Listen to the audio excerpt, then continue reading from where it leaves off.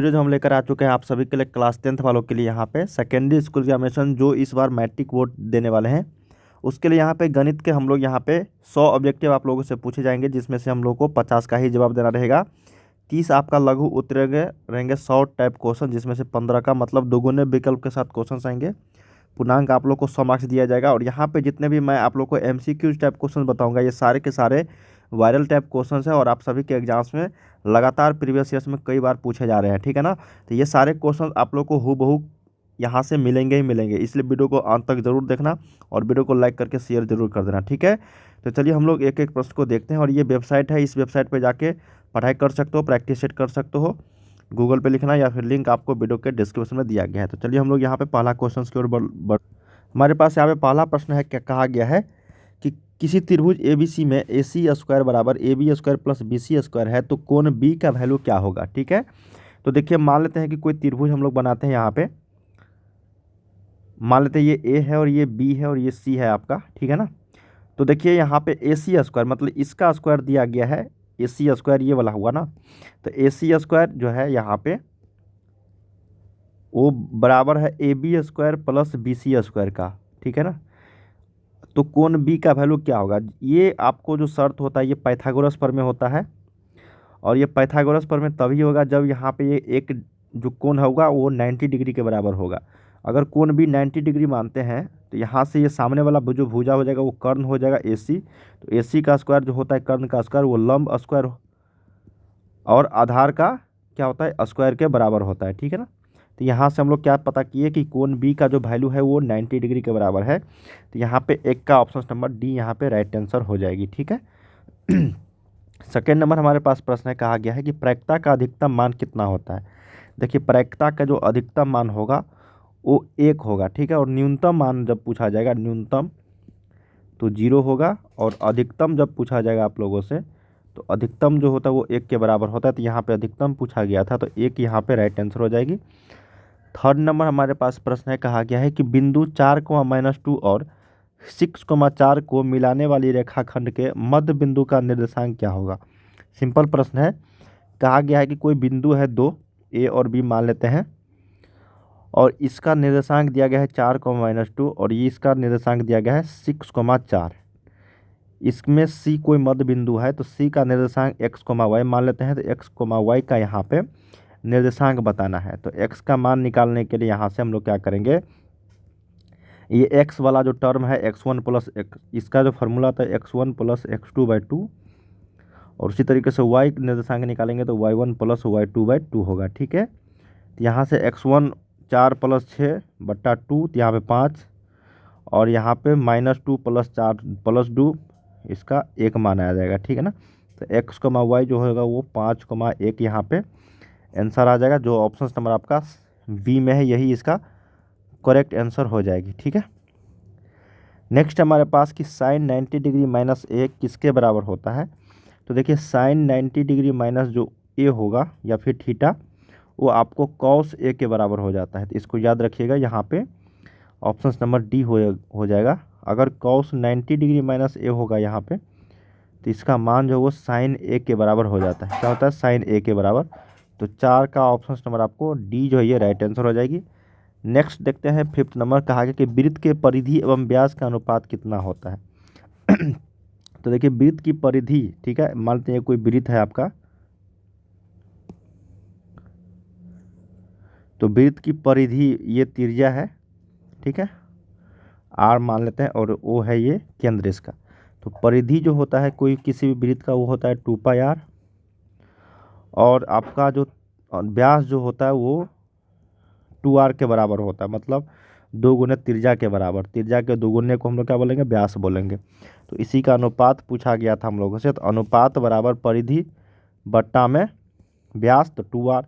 देखो r से r गया, 2 से 2 गया, तो इसका मतलब 1 है यहाँ नीचे में, ये हो जाएगा पाई बट्टा में 1। तो इसका मतलब पाई अनुपात जो है वो 1 का मान हो जाएगा। तो ऑप्शन नंबर आपको C यहाँ पे राइट आंसर हो जाएगी, 5 का C। 6 नंबर हमारे पास प्रश्न है कि प्रथम 5 विषम संख्याओं का माध्य क्या होगा। देखिए प्रथम 5 विषम संख्याओं का माध्य क्या होगा। तो चलिए मान लेते हैं कोई पहला विषम संख्या x, उसके बाद x + 2, उसके बाद x + 3, सॉरी एक्स प्लस दो दो करके बढ़ता है ना, तो एक्स प्लस 3, एक्स प्लस 5, उसके बाद एक्स प्लस 7, ठीक है ना। तो यहाँ से हम लोग क्या करेंगे, प्रथम 5 संख्याओं का माध्य निकालना हम लोगों को। सॉरी, तो ये तो दिया गया, अगर कोई दिया रहता प्रथम 5 संख्याओं का माध्य तब ये वाले फॉर्मेट में हम लोग लिखते हैं, ठीक है। लेकिन जब प्रथम 5 है तो इसका मतलब 1, 3, 5, 7, 9, ठीक है। ये सारे विषम संख्याएं हैं, इनका माध्य निकालना है तो सभी को जोड़ दो और 5 से भाग दे दो, तो 9 7 16 5 21, 21 4 25, 25 बटा में 5, इसका मान 5 आ गया, ठीक है। ये फॉर्मेट जो तब बनाना है आप लोगों को जब इसका माध्य अगर कुछ दिया रहता, ठीक है, इसका माध्य कुछ दिया रहता तब यहाँ से x का वैल्यू निकालते और जो भी टर्म पूछता बड़ा या फिर छोटा तब इस विधि से हम लोग बनाते। समझ में आया ना। ये विधि आप लोगों को बनाना है प्रथम 5 विषम संख्याओं का माध्य के रूप में 1 3 5 7 9, पहला विषम संख्या 1, दूसरा 3, तीसरा 5, चौथा 7, पाँचवा 9, ठीक है। नेक्स्ट है हमारे पास 6 7 नंबर कि वृत्त की सबसे बड़ी जीवा क्या होती है। अभी जस्ट हम लोगों ने पढ़ा कि मान लेते ये कोई आपको वृत्त है, ये वृत्त दिया गया है और ये आपका केंद्र है आर है, तो ये जीवा होता है, ये जीवा होता है, ठीक है ना। किसी भी दो बिंदुओं पर अगर करता है तो वो जीवा होता है, लेकिन एक ऐसा जीवा होगा जो इस सेंटर से होकर गुजरेगा, ठीक है। जब सेंटर से होकर गुजरता है तो उसको हम लोग डायमीटर बोलते हैं, क्या बोलते हैं, व्यास बोलते हैं, और ये वृत्त की सबसे बड़ी जीवा भी कहलाती है। ऑप्शन नंबर 7 का बी करेक्ट हो जाएगा। चलिए 8 नंबर देखते हैं कि एक्स अक्ष के निर्देशांक क्या होते हैं। देखिए एक्स अक्ष के निर्देशांक की अगर बात करेंगे हम लोग, देखो ये मान लेते हैं एक्स है, ये वाई है, तो एक्स अक्ष तो यही हुआ। एक्स अक्ष क्या हुआ, जो मैं आपको ये लकीर दे रहा हूँ ये सारे क्या है, एक्स अक्ष है। तो एक्स अक्ष का निर्देशांक हमेशा याद रखना, एक्स तो रहेगा ही रहेगा, लेकिन वाई का मान हमेशा 0 होगा। क्या होगा, एक्स अक्ष पर वाई का मान हमेशा 0, तो एक्स को मान 0, इसका आंसर हो जाएगी 8 का ए। 9 नंबर हमारे पास प्रश्न है कि एक चर में रैखिक समीकरण का व्यापक रूप क्या होगा। देखिए एक चर में कोई भी रैखिक समीकरण का व्यापक रूप पूछा जाएगा तो ए एक्स प्लस बी बराबर 0 होता है, ये इसका व्यापक रूप होता है। तो ऑप्शन नंबर 9 का ए, ठीक है ना। 10 नंबर है कि 2 3 4 5 6 के माध्यिका कितने होंगे। तो माध्यिका निकालने के लिए सबसे पहले इस सीरीज को, श्रेणी को हम लोग आरोही या फिर अवरोही क्रम में लिखेंगे। तो ये हमें पहले से ही आरोही क्रम में दिया गया है, तो 2 3 4 5 6, ठीक है। और बीच वाला टर्म लिखेंगे तो 1 2 3 1 2 3, मतलब 4 जो है ये बीच में आ रहा है, बीच का पद लिखेंगे, ठीक है, माध्यिका में। तो यहाँ पे 4 जो है ये आंसर हो जाएगी। चलिए लास्ट प्रश्न और देख लेते हैं हम लोग। यहाँ पे कहा गया किसी घटनाओं की प्रायिकताओं का योग हमेशा क्या होगा। देखिए कोई भी प्रायिकता होगी, उस सभी घटनाओं की प्रायिकताओं का योग अगर पूछा जाएगा हमेशा याद रखना है 1 के बराबर होता है। क्या होता है, 1 के बराबर, ठीक है।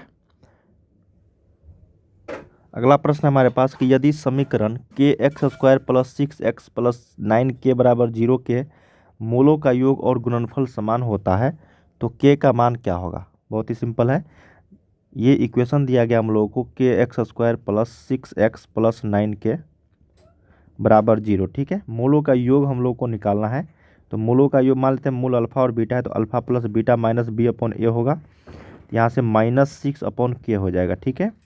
अल्फा इंटू जो बीटा है वो सी बाई ए होता है, तो सी के जगह पे 9 के है, बटा में के हो जाएगा, ठीक है। तो यहाँ से के से के, तो ये 9 ही बचेगा। और बोल रहा है कि ये मूलों का योग और गुणनफल समान होता है, तो -6 के बराबर 9 होगा। के बराबर यहाँ से निकालेंगे तो -6/9, तो 3 दूनी 6 और 3 तिया 9 यहाँ पे, तो के का वैल्यू जो है -2/3 आ गया, जो आपको ऑप्शन नंबर बी में है, यही इसका राइट आंसर है। नेक्स्ट है हमारे पास, यदि x बराबर 1 है तो दोनों समीकरणों को के मूल होते हैं x बराबर 1, तो मूल है तो ए बी का वैल्यू क्या होगा। बहुत ही सिंपल है, यहाँ से हम लोग क्या करेंगे, x का मान रखेंगे इस इक्वेशन में, X square plus X plus A बराबर 0 है, तो x का मान 1 रखेंगे तो 1 का स्क्वायर प्लस 1 प्लस ए बराबर 0, यहाँ से a का वैल्यू -2 आ गया।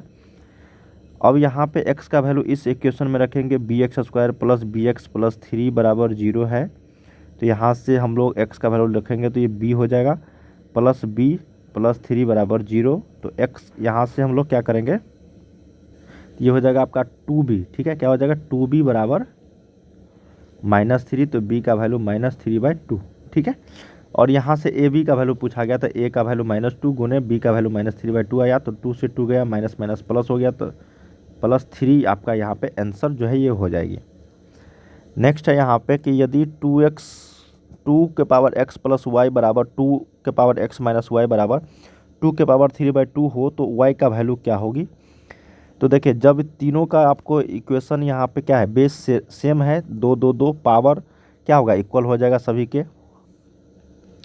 तो एक बार हम लोग क्या करेंगे, यहाँ से x प्लस वाई बराबर 3/2 रखेंगे और एक बार रखेंगे x माइनस वाई बराबर 3/2।